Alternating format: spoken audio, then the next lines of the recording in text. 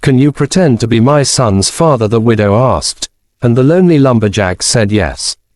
The air smelled of pine and solitude that morning when Ethan Cole, a tall, broad-shouldered lumberjack with a face marked by the forest winds, heard a sound that didn't belong to the woods, a child's cry. He had lived alone for years in his small wooden cabin near the edge of the mountain forest, away from people, away from the pain of losing his wife in a car accident 5 winters ago. The world had gone quiet for Ethan since then. He dropped his axe and followed the sound, boots crunching through the frost. Near the frozen stream, a small boy sat shivering beside a broken bicycle. His hands were scraped, his eyes red from tears. Ethan approached slowly. "Hey, kid," he said in his deep, quiet voice. "You okay?" The boy looked up, startled but too cold to speak. "I fell. I can't move my bike." Ethan lifted the bicycle effortlessly with one hand. "Where's your mother?" The boy pointed toward the road. And there she was, a woman in a long gray coat, running toward them with panic in her eyes. She looked about 30, her hair tangled by the wind, and her face pale with fear. "Oh my God, Liam!" she cried, dropping to her knees beside the boy. She hugged him tightly, tears glistening on her cheeks. Then she looked up at Ethan, uncertain, defensive. "Thank you. I didn't see you there." Ethan nodded silently. "Your boy's fine. Just cold." She smiled faintly. "I'm Nora, and this troublemaker is Liam. He insists on riding his bike even in winter." Ethan almost smiled. Boys will be boys. It should have ended there, a simple meeting of strangers. But fate had other plans. A week later, Nora knocked on Ethan's cabin door. She looked nervous, clutching a small basket. "I brought you something," she said. Inside were warm muffins and a thermos of soup. "To thank you for helping Liam." Ethan hesitated. He hadn't had visitors in years.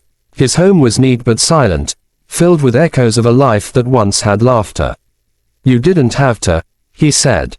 "I wanted to," she replied softly. That day turned into a long talk by the fire. Nora told him her husband had died 2 years ago, a construction accident. She worked double shifts at the local diner to make ends meet, trying to raise Liam alone. Life wasn't easy. The boy missed his father terribly.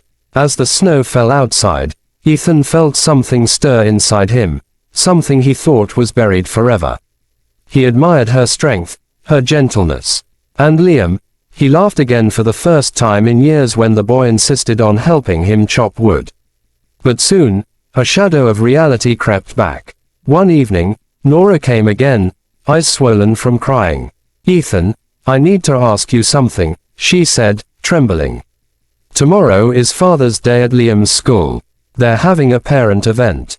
He hasn't gone in 2 years. He told me he doesn't want to go again because everyone has a dad but him." Ethan frowned gently. "That's hard for a boy." She looked into his eyes. "He asked me if I could find someone to pretend to be his father, just for one day. I know it's crazy, and I shouldn't ask, but," her voice cracked. "Would you do it? Could you pretend to be Liam's dad? Just tomorrow?" Ethan froze. It was the last thing he expected. He had spent years running from the word father. But then he saw Liam's drawing on the table. A stick figure family, Mom, Liam, and a man with an axe and a big smile. He swallowed hard and said quietly, "All right, Nora. I'll do it." The next morning, the little town's school hall buzzed with laughter and chatter. Liam walked in proudly, holding Ethan's hand. "This is my dad," he told his teacher, his eyes bright with joy. Ethan smiled and played along, introducing himself as Mr. Cole. They built birdhouses together, shared stories, and laughed, really laughed. Nora watched from a corner, tears of warmth filling her eyes. That evening, after the event, Liam fell asleep in the car, smiling. Nora whispered, "You made him happy today, Ethan. You have no idea how much that means." He nodded, his voice low. "It's been a long time since anyone looked at me like that." From that day on, they became a strange little family. Ethan taught Liam how to fish, build fires, and carve wood. Nora began bringing dinner every weekend. Her laughter slowly filled the silence of Ethan's cabin. But love has its way of testing hearts. A storm was coming, one that neither of them could predict. Winter returned early that year, and with it came whispers around town. People began to talk, the widow and the lonely lumberjack, how inappropriate it was, how quickly they were playing family. Nora heard it at the diner.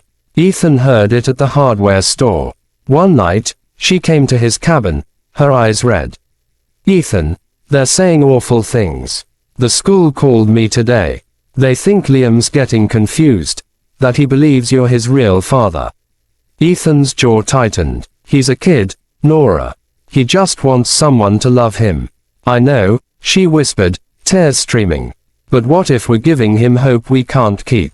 Silence filled the room. The fire crackled softly. Ethan looked at her, the woman who'd brought warmth back into his cold world, and said, "Then let's not make it pretend anymore." Nora blinked, stunned. "What are you saying?" He took a step closer. "I'm saying, I've been alone for too long. You and Liam, you make me feel alive again. I care about you both. Maybe it started as a favor, but now, it's real." Her breath hitched. She wanted to believe him, but fear clung to her heart like frost. "Ethan, I'm scared. What if it doesn't work? What if he loses another father figure?" Ethan's voice softened. "Then I'll spend the rest of my life proving he won't."